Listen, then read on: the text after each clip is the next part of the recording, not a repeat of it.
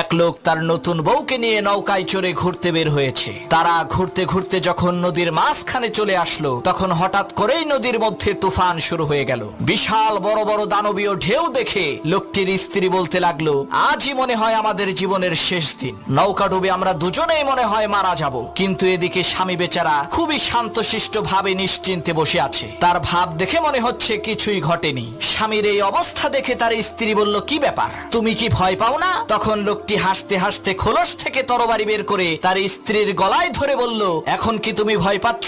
তখন তার স্ত্রী বলল, কি বোকার মতো কথা বলো, ভয় পাবো কেন? তরবারিটা তো তোমার হাতে, আর আমি জানি তুমি আমাকে অনেক ভালোবাসো। তখন সেই লোকটি বলল, ঠিক একই ভাবে এই ঝড় তুফান সবকিছুই আল্লাহর হাতে, আর আমি জানি আমার আল্লাহ আমাদেরকে অনেক ভালোবাসেন।